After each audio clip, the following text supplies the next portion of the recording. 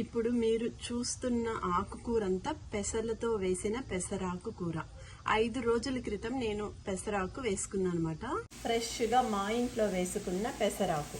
ఇప్పుడు ఈ ఆకుతో నేను పప్పు ఈజీగా చేస్తున్నాను చూడండి. చాలా బాగుంటుంది. ఎంత లేతగా ఉందంటే ఆకు అంత లేతగా ఉంది పెసరాకు పప్పు. మీరు కూడా ట్రై చేయండి. నేను ఇప్పుడు రెసిపీ చూపిస్తున్నా మీకు చూడండి. ఫ్రెష్గా పెసరాకు పప్పు. ఈజీగా పెసరాకుతో పప్పు చేస్తున్నాను చూడండి.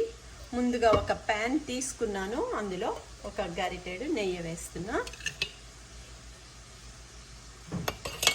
అట్లానే అందులో నేను పోపు దినుసులన్నీ వేస్తున్నా.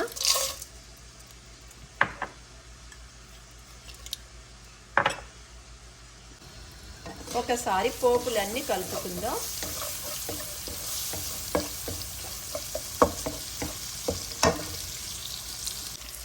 ఇప్పుడు ఈ పోపు వేగుతున్నప్పుడే సాల్ట్ వేసుకోవాలి. అలానే కొంచెం పసుపు వేసుకోవాలి, కొంచెం కారం వేసుకోవాలి. ఇది శుభ్రంగా కలుపుకోవాలి. ఇలా మంచిగా వేగాలి. అలాగా అట్లా పోపు వేగుతున్నప్పుడు ఇందాక నేను కోసుకొచ్చిన పెసరాకు వేస్తున్నా చూడండి. ఈజీగా పెసరాకు పప్పు.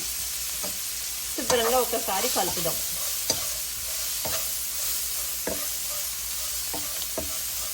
ఎంత లేతగా ఉందంటే పెసరాకు అంత లేతగా ఉంది. చాలా బాగుంటుంది ఈ పప్పు. ఇది కొంచెం వేగాలి.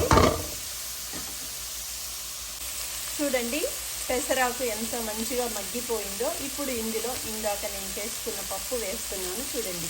ఈజీగా పెసరాకు పప్పు.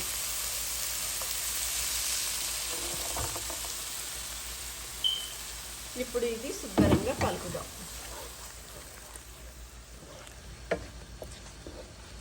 కమ్మగా పెసరాకు పప్పు రెడీ. చూడండి ఎంత రుచిగా ఉంటుందో ఈ పప్పు. మజ్జిగ మిరపకాయ పెట్టుకొని తింటే రుచిగా ఉంటుంది పెసరాకు పప్పు. ఈజీగా పెసరాకు పప్పు రెడీ అయిపోయింది. ఈ పెసరాకు పప్పులో కొంచెం నిమ్మకాయ రసం వేస్తున్నా, చాలా బాగుంటుంది. చూడండి నిమ్మకాయ రసం కూడా వేసేసాను. పప్పు రెడీ అయిపోయింది.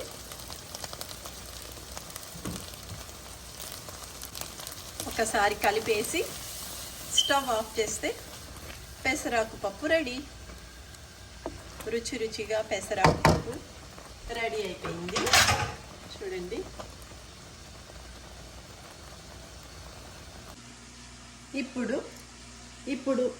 ఇప్పుడు పెసరాకు పప్పు నేను ఒక బౌల్లో తీస్తున్నాను, సర్వింగ్ బౌల్లో. చూడండి ఎంత ఈజీగా అయిపోయిందో. రెడీ.